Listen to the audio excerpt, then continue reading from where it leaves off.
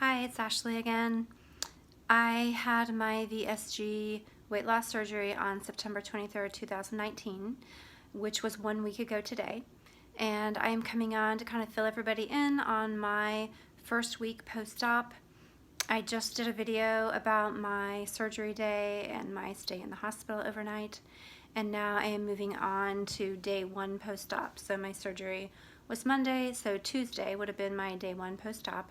And I came home, I kind of went over that in the first video, and I'm going to kind of tell you about some things that I had prepared before my surgery that were extremely helpful.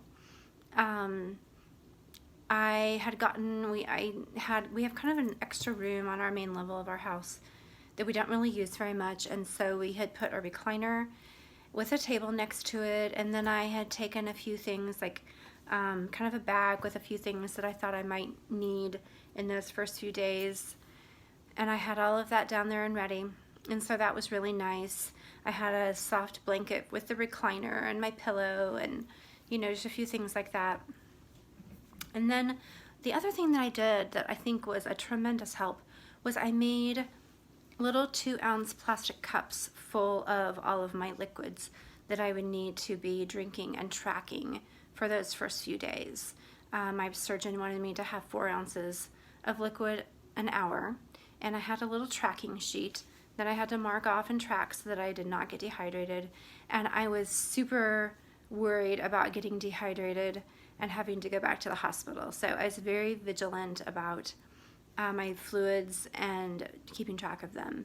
And I was lucky in that I did not have any nausea or vomiting after my surgery. And I know people that do have nausea and vomiting, you know, they're going to be the ones probably who are going to have a greater chance of becoming dehydrated. So I was blessed in that I did not have that. But still, I was really careful about my fluids.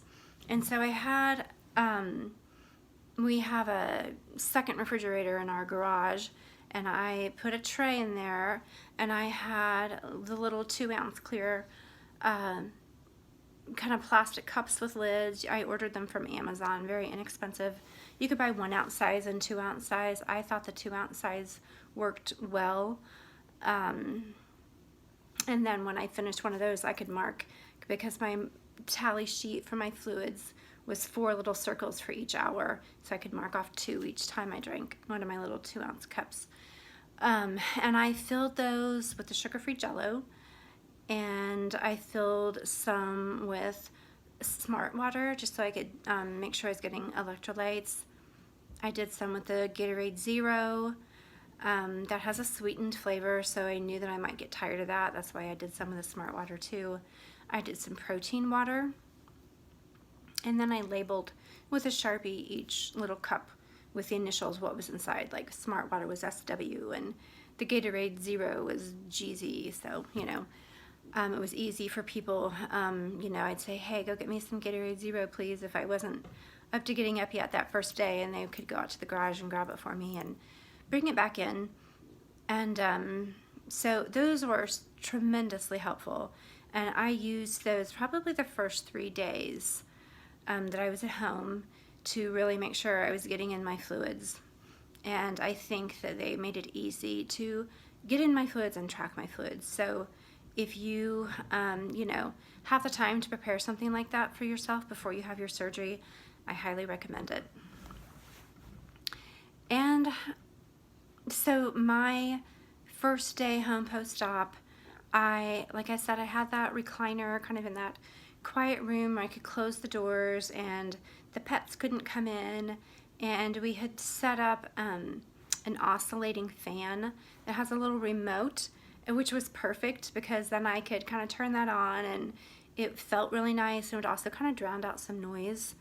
And so I was kind of like in my own little world there, and I could just sleep when I wanted to, and then I woke up and I had my electronics you know, plugged in if I wanted to, if I was a little bored and I wanted to go on Pinterest or YouTube or, you know, whatever to pass a little time.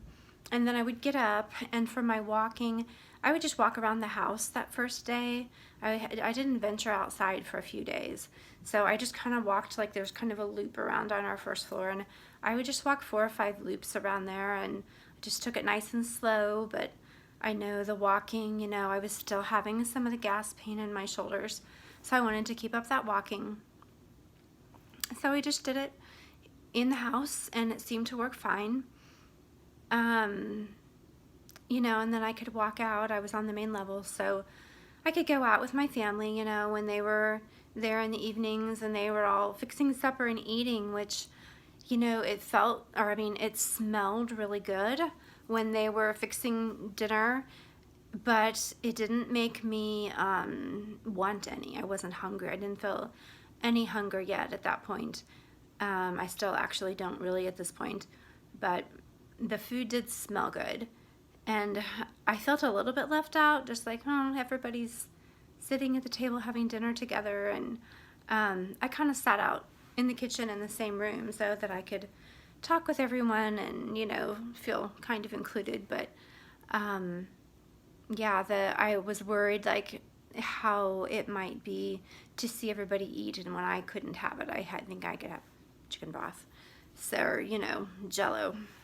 So that first day really was fine. That first day home was fine. I slept in the recliner that night, and I slept pretty well that night. I think I woke up a time or two and you know, tried to drink some fluids.